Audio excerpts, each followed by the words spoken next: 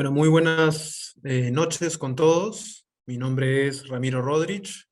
Eh, Me complace saludarlos de parte de Kerolab. Estamos aquí presentes en el evento Retos del Financiamiento Sostenible en Salud. Quiero empezar agradeciendo a todos por su presencia. Sé que es tarde, sé que están cansados después de un largo día de trabajo, así que eh, reiterar mi agradecimiento y su compromiso por estar presentes en este espacio. Disculpen quienes estén ingresando como participantes, vamos a silenciar sus micros para que no se cruce con la exposición de los asistentes. Como les comentaba, Kerolab es un espacio de propuesta de evidencias de políticas públicas en salud. La idea es generar espacios académicos con especialistas, el sector público y la sociedad civil para repensar las políticas en salud y plantear soluciones innovadoras a los viejos problemas y retos que enfrenta el Estado peruano y el sistema de salud peruano. Así que en esta ocasión queremos abordar el tema del financiamiento sostenible, considerando las problemáticas recientes en torno a la cobertura universal, al alto costo y a los rezagos que ha tenido la pandemia para todos los peruanos. El día de hoy tenemos la presencia del doctor David de Brot. Él es especialista en sistemas de salud y gestión de salud, economista de la salud, ha trabajado con OPS, ha trabajado también con el Ministerio de Salud como consultor justamente en temas de financiamiento de alto costo.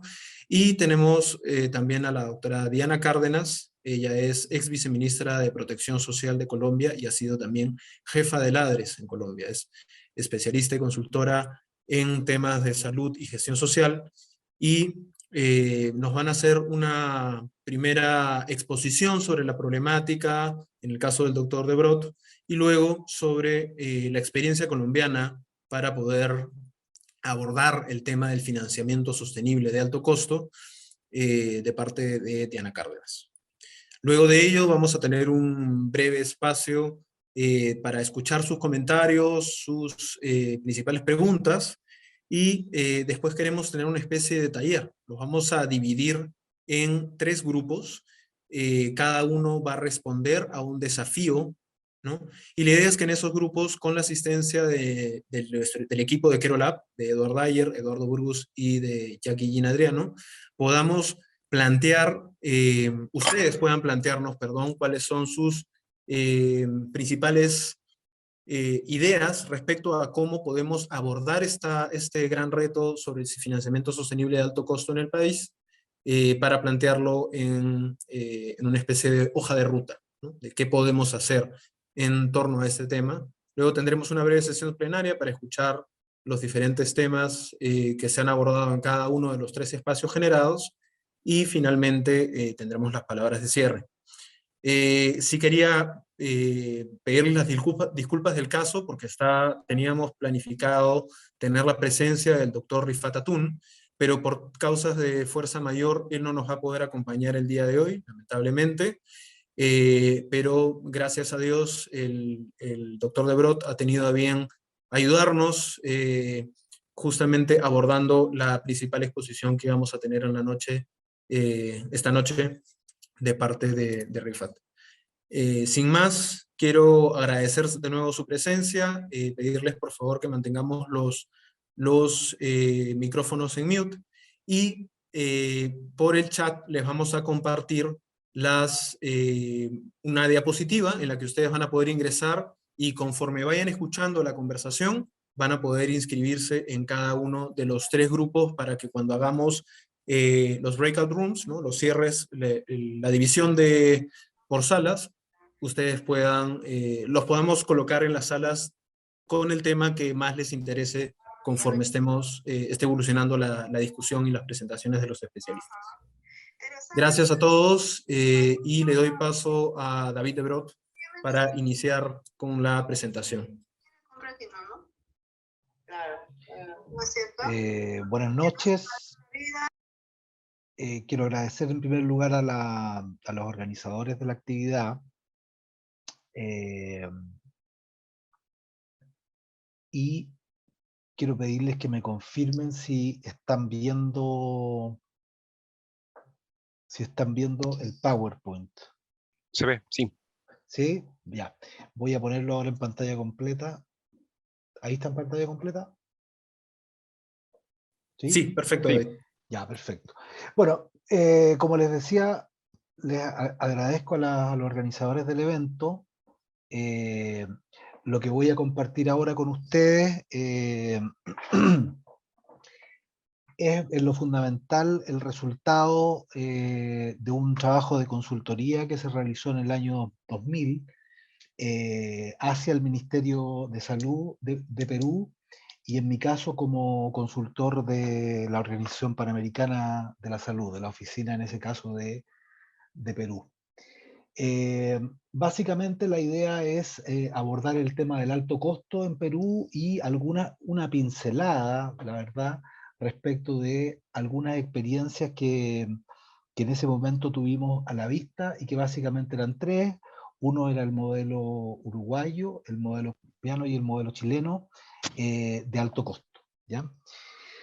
Entonces,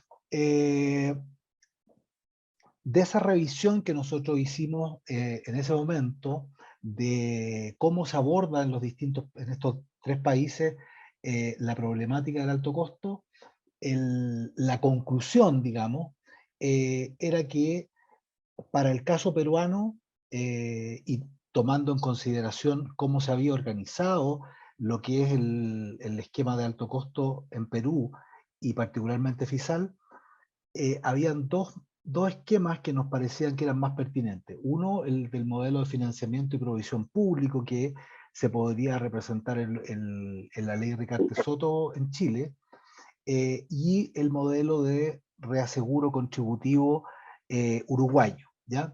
El caso colombiano es un caso muy interesante, tiene un nivel de desarrollo bastante importante, aporta una cantidad de información muy significativa, pero pensábamos en ese momento que por el punto de partida que está teniendo en este momento Perú, había que avanzar algunas etapas antes de pensar en un modelo de esa naturaleza, porque además el modelo colombiano, y probablemente después se profundizará en eso, es un modelo que se basa en el ajuste de riesgo para el conjunto de los seguros, no solamente para el alto costo. El caso de provisión y financiamiento público chileno eh, es más cercano a la idea original del FISAL y tiene como objetivo, y esto es una cuestión bien importante, tener claridad de cuál es el objetivo que se quiere abordar, que es asumir desde el Estado la responsabilidad y el riesgo de financiar la cobertura universal del alto costo. En el caso uruguayo,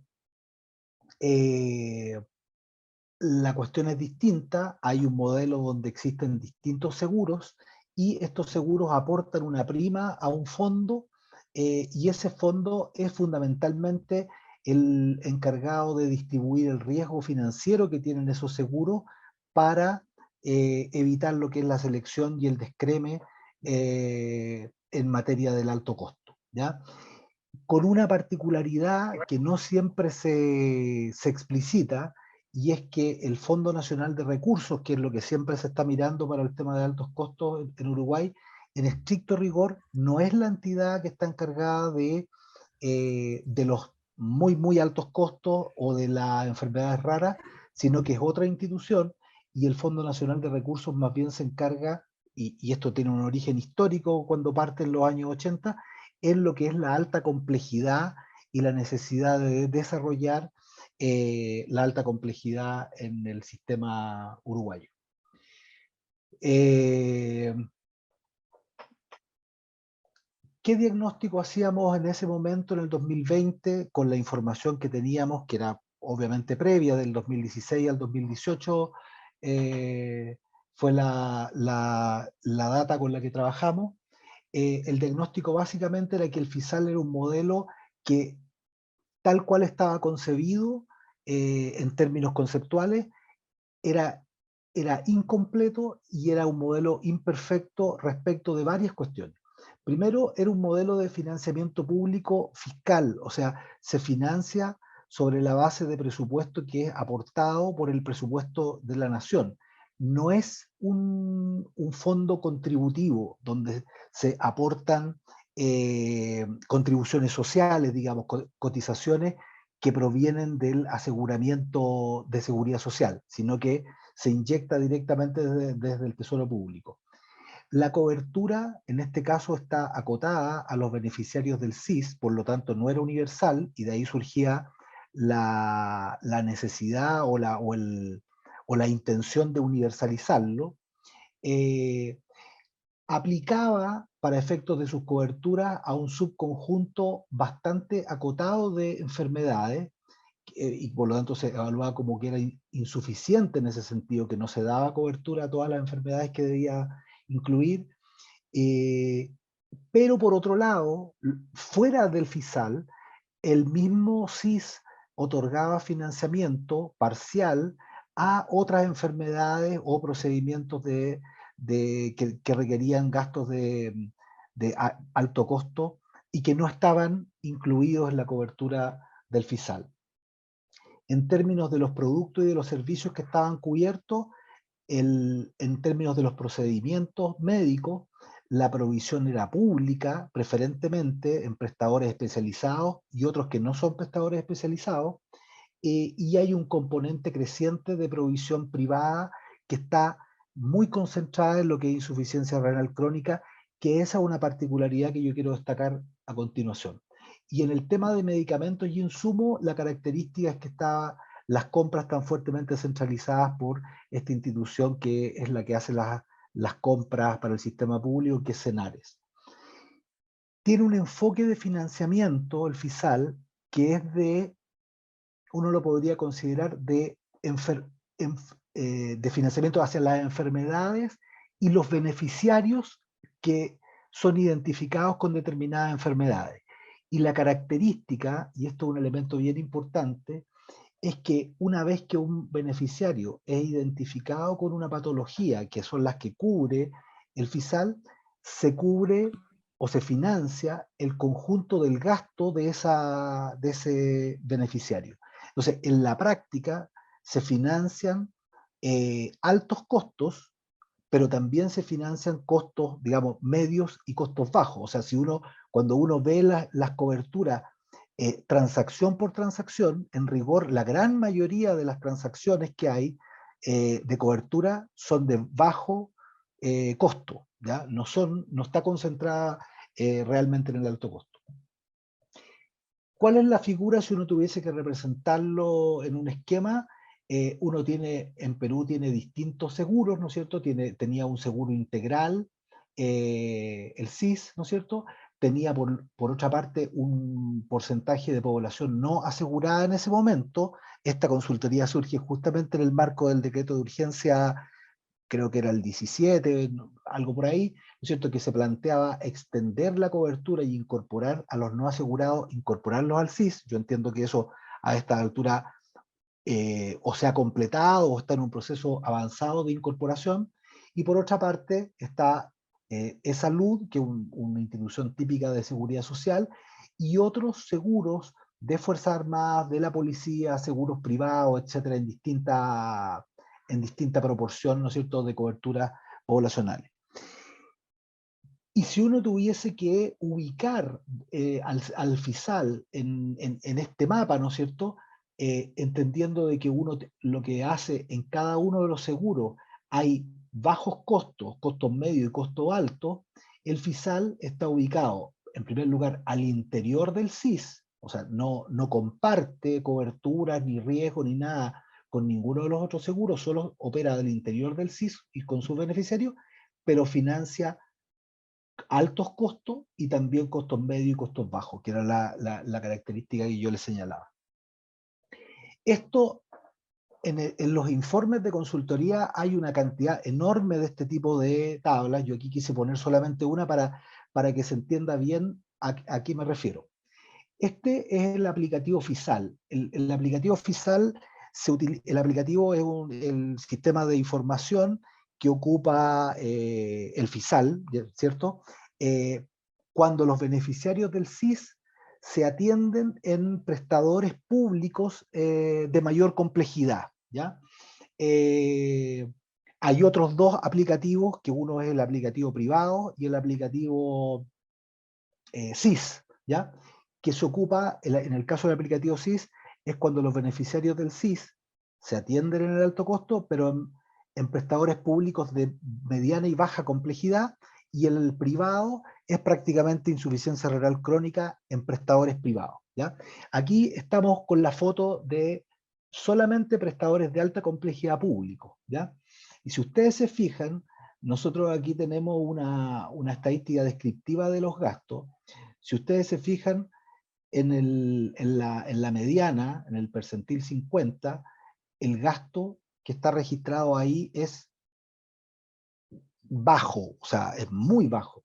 Si recién nosotros nos vamos al percentil 95, ahí ya recién pasamos de 10.500 soles a 24.500 soles, y de ahí concentrado, pero en el 5% de mayor gasto, digamos, anual, recién tenemos volúmenes de gasto que son importantes desde el punto de vista de la conceptualización de lo que es el alto costo. 24, 49, 73, y en el último, último, digamos, tenemos 162.000 soles. ¿Ya? Entonces, ¿qué es lo que quiero decir con eso?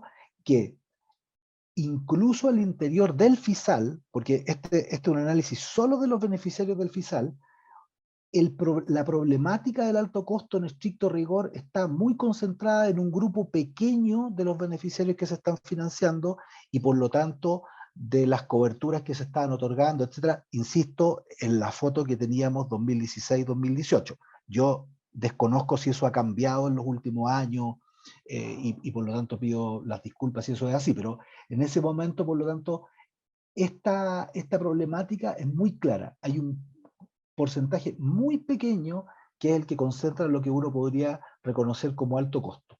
Estoy pensando en las enfermedades raras, en los trasplantes complejos, etc. ¿Ya? La congresista hemos debatido, estamos constantemente.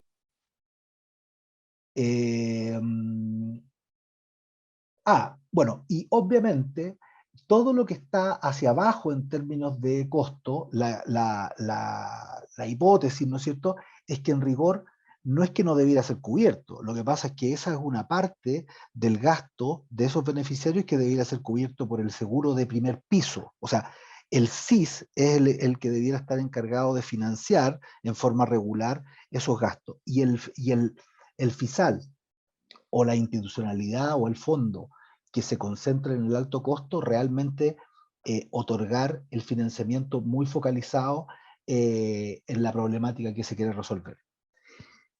En términos del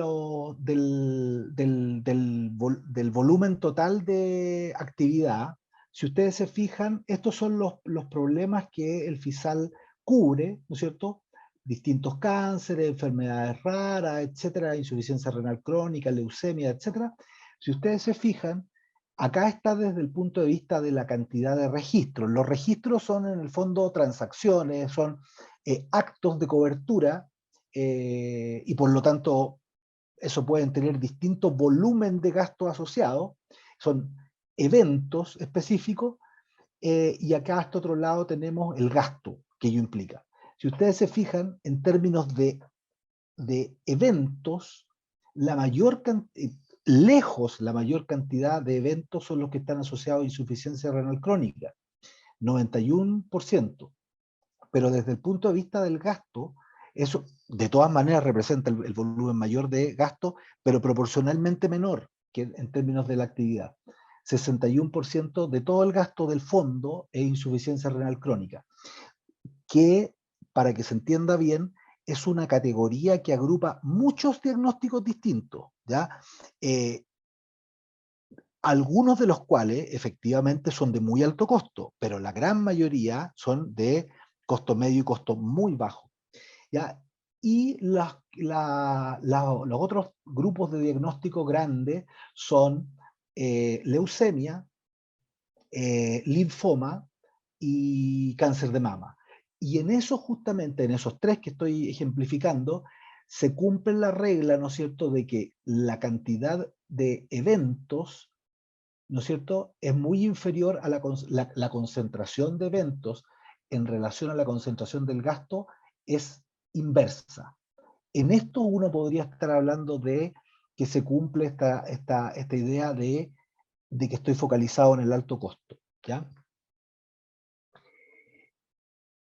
¿Hacia dónde se quería ir en ese momento? Y me da la impresión, por el foro en el que participamos hace 2 días atrás, ¿no es cierto?, por el proyecto de ley que está presentado y por las discusiones que se han dado en Perú, a lo que se quiere avanzar es hacia un modelo de alto costo, universal, ¿no es cierto?, y que permita vincular los distintos esquemas de aseguramiento que el país tiene, ¿ya? Por lo tanto, si uno tuviese que representarlo, ¿no es cierto?, en la misma figura anterior, y voy a devolverme un poco para que se entienda bien el punto, ¿no es cierto? Nosotros teníamos al FISAL ubicado acá dentro del CIS, teníamos una población no asegurada en ese momento, más los otros seguros, y hoy día lo que estamos diciendo es que, por una parte, el decreto de urgencia lo que hizo fue que incorporó la población no asegurada al CIS, probablemente queda un porcentaje, pero se avanza en esa dirección.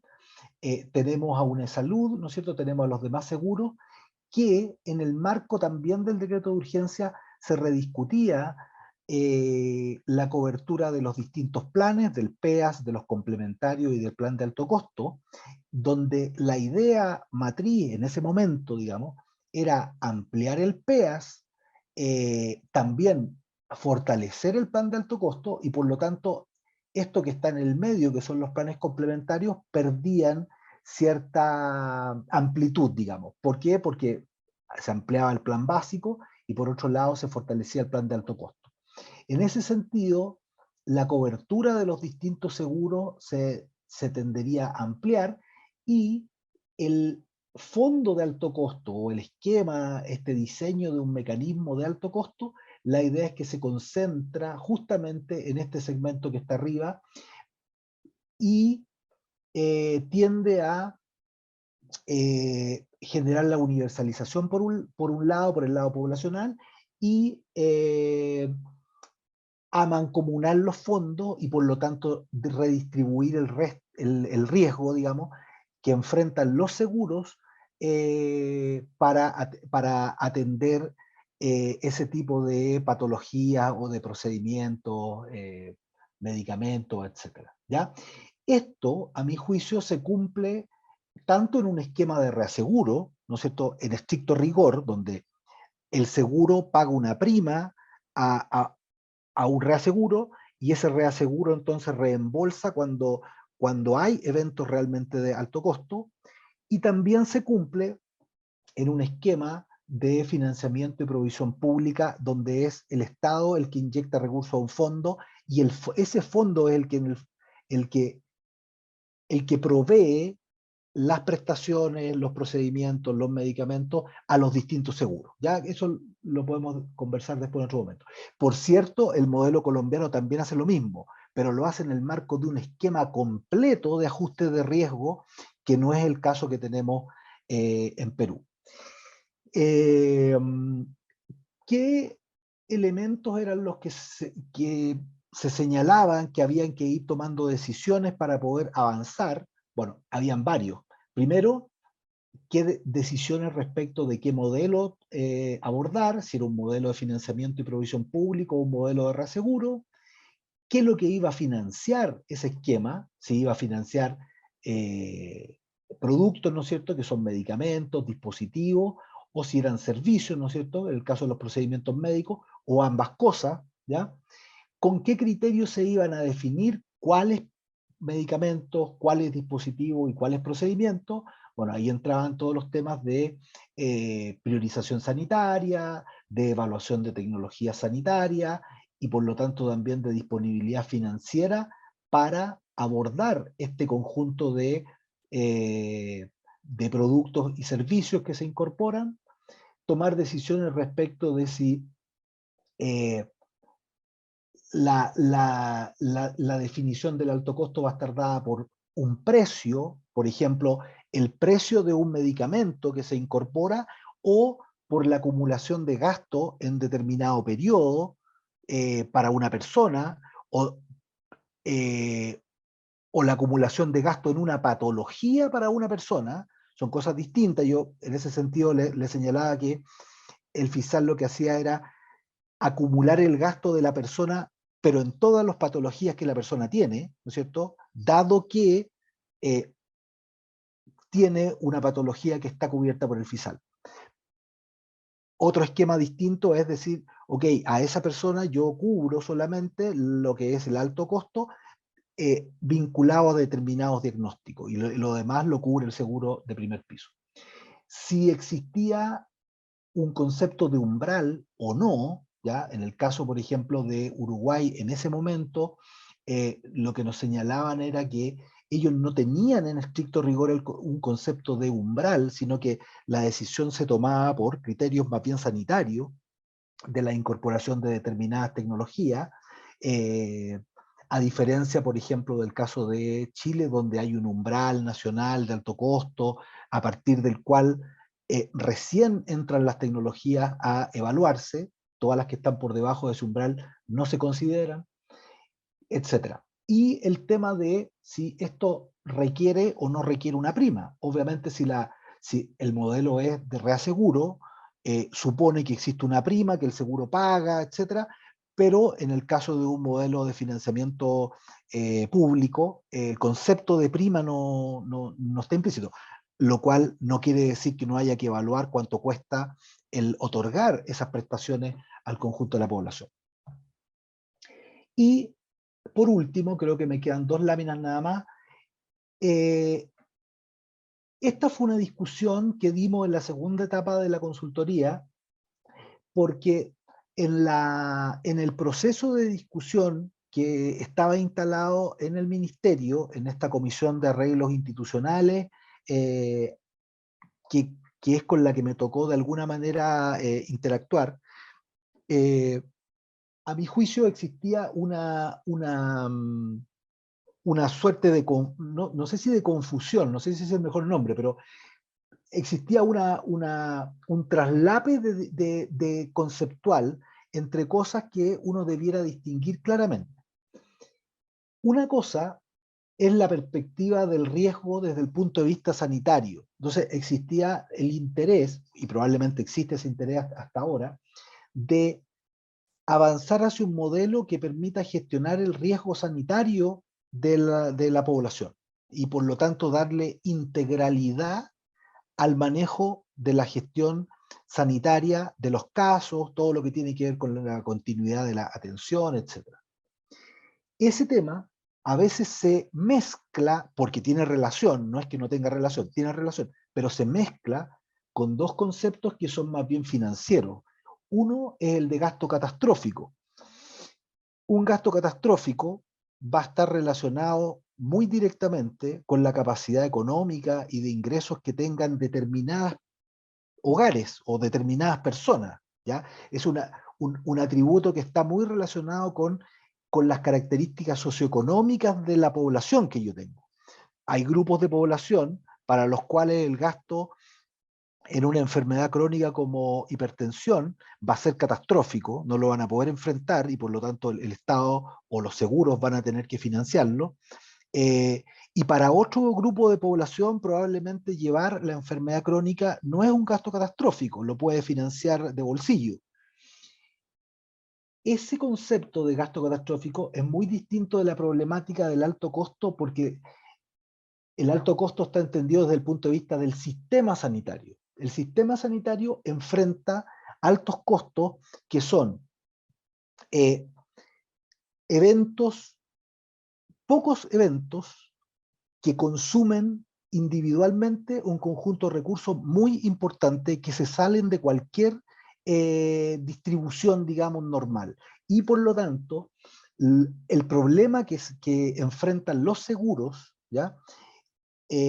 Particularmente cuando los pools de riesgo son pequeños, ¿no es cierto? Seguros que tienen poca población, digamos, es que el enfrentar altos costos puede llevar a problemas financieros severos a esos seguros. Y por lo tanto, lo que uno busca resolver en ese caso es la distribución del riesgo entre distintos seguros para mancomunar ese riesgo, ¿no es cierto? Y distribuirlo en el conjunto del pool nacional, en este caso, y por lo tanto, por esa vía, que existan coberturas y que no se generen seguros que sean incompletos. Entonces, digo esto porque son tres problemáticas distintas. Y bueno, y esta tablita lo que muestra es una métrica distinta para los problemas de gasto catastrófico y de alto costo que se pueden enfrentar de manera distinta.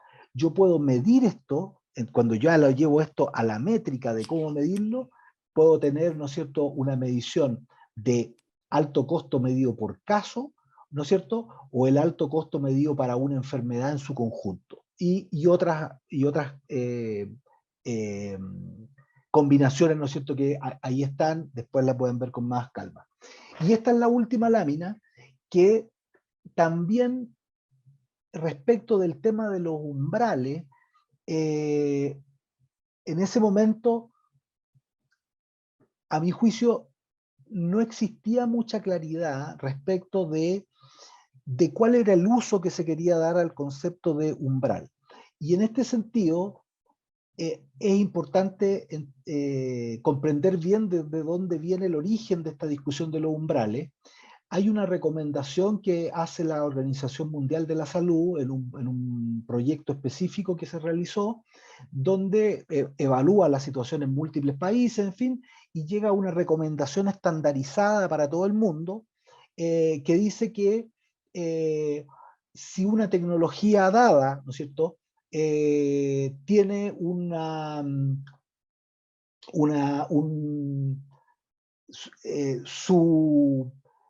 su retorno en términos de beneficios en salud por unidad monetaria es superior, ¿no es cierto?, perdón, es inferior a un PIB per cápita en un país determinado, es una intervención que se considera altamente costo efectiva. Y cuando está por debajo de 3 PIB per cápita en ese mismo país, es considerada como una intervención costo efectiva. Todo lo que está encima de eso son intervenciones sanitarias que no son costo efectivas y por lo tanto uno podría decir que están fuera de la discusión para efectos de incorporarla en los planes de beneficio. Esto se generalizó y se ha utilizado con distintas interpretaciones y con distintos usos. Y eso es algo que hay que tener muy claro, porque finalmente aquí hay una discusión que tiene relación entre el presupuesto que yo estoy destinando a salud y el tema de los umbrales. Si yo tengo un nivel presupuestario dado en un momento, como este B sub 0, ¿no es cierto?, y tengo ordenadas las tecnologías sanitarias, ¿no es cierto?, desde la que reporta mayor rentabilidad social, digamos, y sanitaria, hasta la que reporta menos, yo tengo un nivel de umbral que puedo identificar como en este caso en T sub 0. Si yo me muevo, ¿no es cierto?, y tengo mayor presupuesto, yo puedo moverme hacia tecnologías sanitarias que cada una individualmente va aportando menos rentabilidad social y sanitaria. O sea, existe un trade-off entre ambas cosas.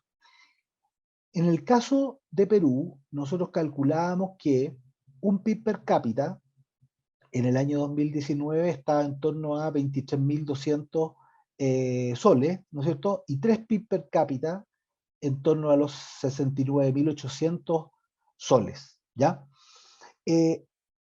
En las simulaciones que hicimos, y yo ahora no quise mostrarle esos datos, nosotros evaluamos con 8 UIT, que son las unidades tributarias que ustedes tienen, y las 8 UIT estaban en torno a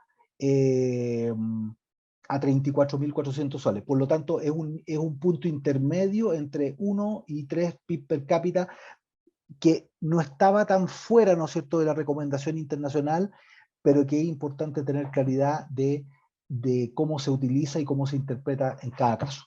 Eso es básicamente lo que quería comentarles y bueno, muy disponible para la discusión que viene. Gracias. Muchísimas gracias, David, por la detallada presentación, bastante esclarecedora, y es bastante interesante ver lo que nos comentas, ¿no? Cómo es la situación actual del financiamiento de alto costo, pues termina por ser un modelo, como señalas, imperfecto o que tiene un amplio margen de mejora para poder asegurar una cobertura universal hacia, sobre todo, enfermedades que actualmente no se ven atendidas o se ven parcialmente atendidas y que requieren pues la atención especial del Estado, como por ejemplo el cáncer, ¿no? Y las enfermedades raras que han sido sobre todo afectadas, las enfermedades crónicas en general que han sido afectadas por eh, la, la pandemia y el enfoque que los servicios de salud han tenido centrados en COVID y dejando de lado las atenciones crónicas. Ahora quiero dar paso a Diana Cárdenas. Gracias, Diana, por estar aquí presentes para que nos comente un poco cómo ha sido la experiencia colombiana de la cuenta de alto costo. Bueno, muchas gracias, Ramiro, y a todos por el evento y por la invitación. Voy a compartirles pantalla varios detalles que me parecen importantes tener en cuenta en el contexto que se encuentra actualmente el sistema colombiano. El sistema colombiano hoy tiene dos regímenes, que es el contributivo y el subsidiado. Ambos seguros, ambos esquemas pueden ser o son operados por aseguradoras privadas y públicas. Hay una línea que son los prestadores, que son IPS públicas y privadas, que pueden ser contratadas por estas aseguradoras para atender alguno de los dos regímenes. Esto es muy importante porque no hay una segmentación, o sea, un privado puede realmente recibir un subsidiado. Y en términos de financiamiento, yo quiero que aclaremos varias cosas porque eso explica cómo funciona hoy la cuenta de alto costo. La primera es que el financiamiento es un fondo público y en ese fondo público hoy, que es administrado por la ADRES, convergen, o sea, es un gran pool de recursos que son las contribuciones, impuestos generales e impuestos territoriales. Tengan en cuenta que hoy la cobertura del sistema de salud colombiano es el 99% de la población. Y en el sistema colombiano, este fondo público paga o liquida una prima a todos los asegurados del sistema general que está calculada como en un gran pool de datos, con todos los datos nacionales que está calculada por edades y por grupos de edades y por territorio. Entonces, pero dado el marco legal colombiano, el paquete de beneficios es un paquete grande, es un paquete bastante generoso. En Colombia, en realidad, nosotros tenemos un paquete implícito en el sentido que lo único que no financiamos es lo que literalmente excluimos, pero una tecnología, una vez tengo un registro, sanitario por la unidad, por la autoridad sanitaria encargada, que es el INVIMA, puede ser prescrito para alguna de las patologías.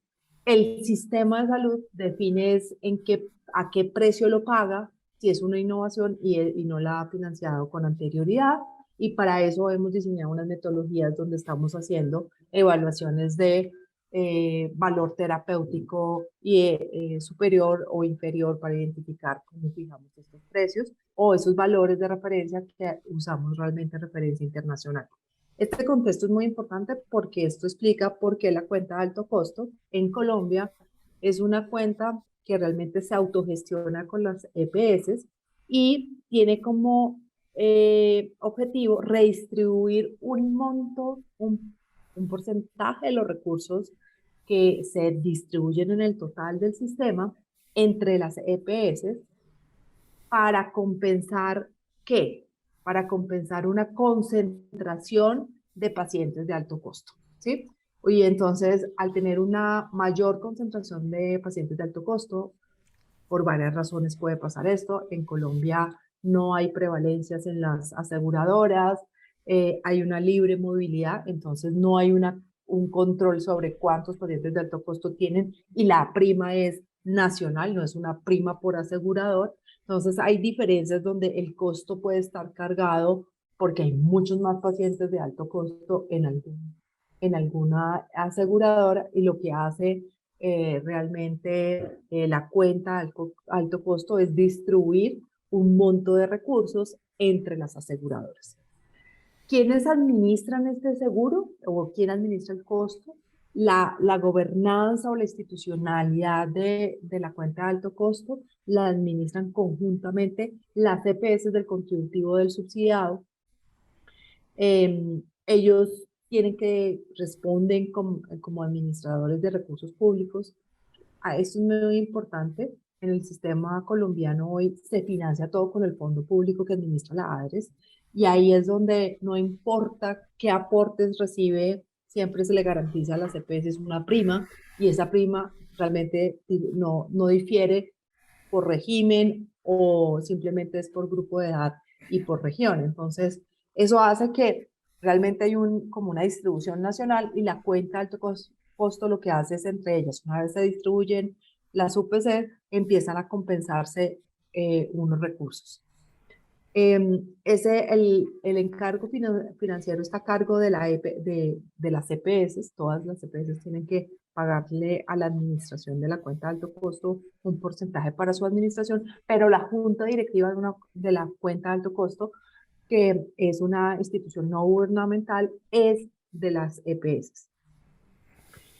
Quien administra o quien gestiona la cuenta de alto costo de este organismo tiene varios ajustes, que es revisar estos mecanismos de riesgo, aplicar como la redistribución, es decir, algunas en la proporción es redistribuir los recursos que le dice el Ministerio de Hacienda y el Ministerio de Salud que pueden distribuir, construir el sistema de información confiable de las patologías de alto costo, diseñar la estructura de reporte. Entonces, todos los prestadores que trabajan para las aseguradoras, como las aseguradoras, tienen que reportar información sobre el censo de pacientes de alto costo y de todas las atenciones en los diferentes niveles de gestión de atención en salud, de los diferentes tipos de atención que han recibido durante un año. La cuenta de alto costo construye esa información, construye los indicadores, evalúa las EPS y hace unos indicadores de seguimiento, y aplica como los criterios de distribución que definen, realmente quien define cuánto le corresponde a cada, o cuáles son los criterios para redistribuir esos recursos que entre ellas se redistribuyen, son unas reglas que fija el Ministerio de Salud y el Ministerio de Hacienda. Estas son como las funciones administrativas, y esto es muy importante porque en realidad cuando hablamos del mecanismo de financiamiento de alto costo en Colombia, esos son realmente unos mecanismos, hay realmente como 5 mecanismos de financiamiento, pero para 5 patologías, pero la cuenta de alto costo le hace seguimiento a todas las enfermedades de alto costo, a todos los pacientes de alto costo del país. Por eso tiene el censo y tiene que hacer unos indicadores y hace un esfuerzo de recoger y auditar la información que recibe de alto costo. ¿Qué definimos nosotros para alto costo? Pues el alto costo son aquellas atenciones o aquellas patologías que en su atención son proporcionalmente mucho más, concentran mayores recursos en el sistema.